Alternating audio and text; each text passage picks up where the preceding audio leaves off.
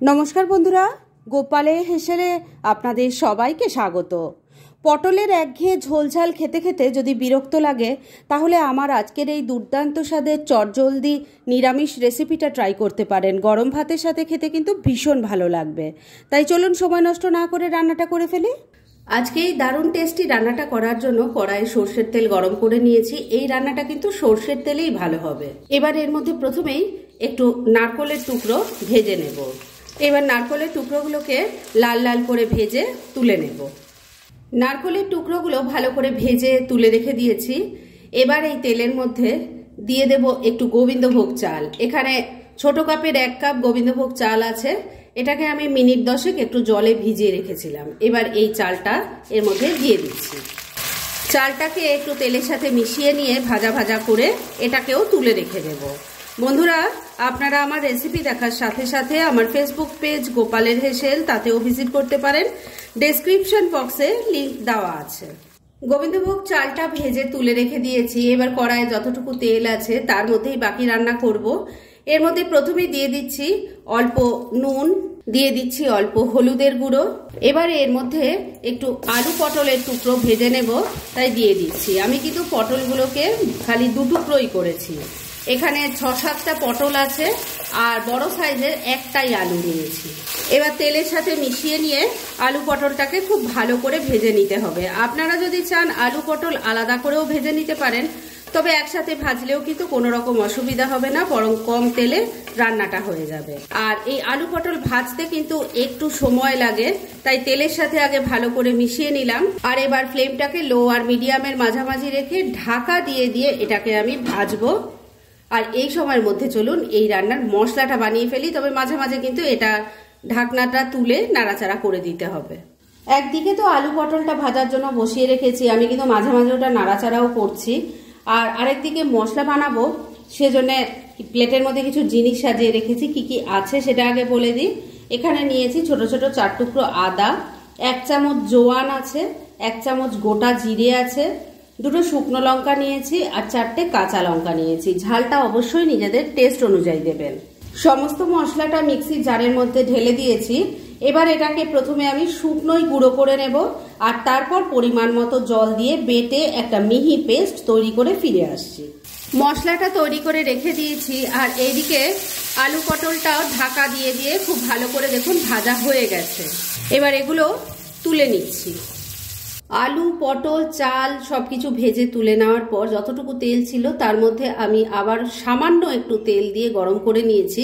এবার এর মধ্যে দিয়ে দিচ্ছি অল্প গোটা জিরে, দিয়ে দিচ্ছি একটা তেজপাতা, একটা শুকনো লঙ্কা, অল্প একটু হিং দিয়ে দিলাম। এবার ফোড়নটা একটু ভাজা ভাজা করে নিচ্ছি। ফোড়নটা ভাজা ভাজা হয়ে গেছে। এবার এর মধ্যে দিয়ে দিচ্ছি তৈরি করে রাখা মশলার পেস্ট, দিয়ে দিচ্ছি টমেটোর টুকরো। এবার গুঁড়ো মশলাগুলো দিচ্ছি, সামান্যই গুঁড়ো মশলা পড়বে। প্রথমে দিয়ে দিলাম হলুদের গুঁড়ো আর দিয়ে দিচ্ছি অল্প করে একটু কাশ্মীরি মির্চ পাউডার। এটা কিন্তু একদমই অপশনাল। অল্প একটু গরম মশলার গুঁড়ো দিয়ে দিলাম। স্বাদ মতো নুন দিয়ে দিচ্ছি, তবে নুনটা দেওয়ার আগে কিন্তু খেয়াল রাখবেন সবজি নুন দিয়ে ভাজা আছে। অল্প একটু চিনি দিয়ে দিলাম। এবার সবকিছু মিশিয়ে নিয়ে মশলাটাকে খুব ভালো করে কষিয়ে নেব। মিনিট 2 সময় নিয়ে মশলাটাকে ভালো করে কষিয়ে নিয়েছি। এবারে এর মধ্যে দিয়ে দেব অল্প জল। মিক্সিতে অনেকটা মশলা লেগেছিল, তার মধ্যেই অল্প জল নিয়ে দিয়ে দিলাম। এবার ফ্লেমটাকে আবারও মিডিয়ামে রেখে সমস্ত কিছু মিশিয়ে আবারও একবার মশলাটাকে কষিয়ে নিতে হবে। মশলা কষানোর ওপরেই কিন্তু বন্ধুরা রান্নার টেস্ট অনেকটাই ডিপেন্ড করে, তাই মশলাটাকে একটু ধৈর্য সহকারে বারে বারে কষিয়ে কষিয়ে রান্না করতেই হবে। মিনিট 2 সময় নিয়ে মশলাটাকে আবারও একবার খুব ভালো করে কষিয়ে নিয়েছি। এবার এর মধ্যে প্রথমেই ভেজে রাখা সবজিগুলো দিয়ে দিলাম। মশলার সাথে খুব ভালো করে মিশিয়ে কষিয়ে নেব।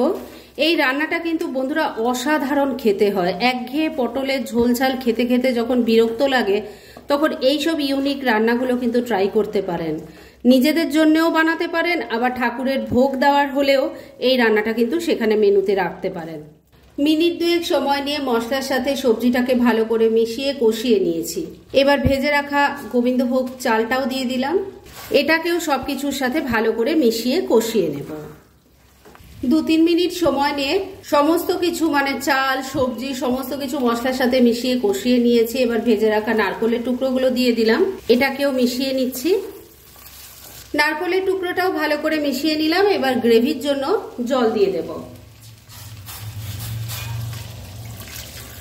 বন্ধুরা, এই যে জলটা আমি দিলাম এটা কিন্তু উষ্ণ গরম জল ছিল। আর এই রান্নাটা কিন্তু মাখা মাখা হবে, তবে সমস্ত কিছু সেদ্ধ হতে হবে, সেই বুঝে জলটা দেবেন। সবকিছু জলের সাথে খুব ভালো করে মিশিয়ে নিয়েছি। এবার ফ্লেমটাকে লো আর মিডিয়ামের মাঝামাঝি রেখে ঢাকা দিয়ে 4-5 মিনিট রান্না করে নিচ্ছি। মিনিট 6 রান্নাটা করে নিয়েছি। এবার ঢাকা তুললাম। রান্না কিন্তু মোটামুটি আমার রেডি হয়ে এসেছে। আর আমি মাঝে ঢাকা তুলে দুবার নাড়াচাড়া করে দিয়ে একটু নুন মিষ্টিটা চেক করে নিয়েছিলাম। এবার শুধু শেষ পর্যায়ে এর মধ্যে দিয়ে দেব একটুখানি ঘি।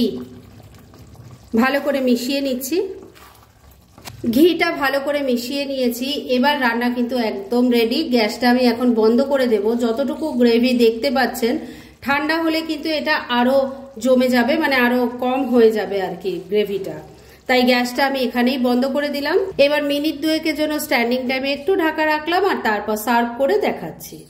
ফ্রেন্ডস, আমার আজকের এই দুর্দান্ত স্বাদের পটলের নিরামিষ রেসিপি একদম রেডি হয়ে গেছে এবং আমি সার্ভ করে দিয়েছি। ভীষণ ইজি রেসিপিটা, কিন্তু যেভাবে আমি তৈরি করেছি ঠিক সেইভাবে তৈরি করে খেয়ে দেখুন, স্বাদ কিন্তু ভুলতে পারবেন না। তাই দেরি কেন করছেন? পারলে এটা আজই একবার ট্রাই করে ফেলুন আর তারপর কেমন লাগলো সেটা প্লিজ কমেন্ট করে জানাবেন।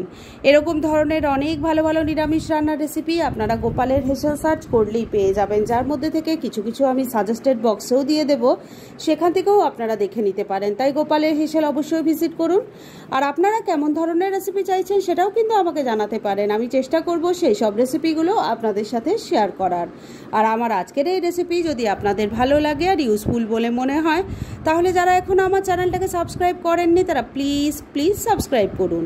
তাহলে আজকের মতো এখানেই শেষ করছি। পরদিন আবার এরকমই কোনো ভালো রেসিপি নিয়ে চলে আসব। আপনারা সবাই খুব ভালো থাকুন, সুস্থ থাকুন।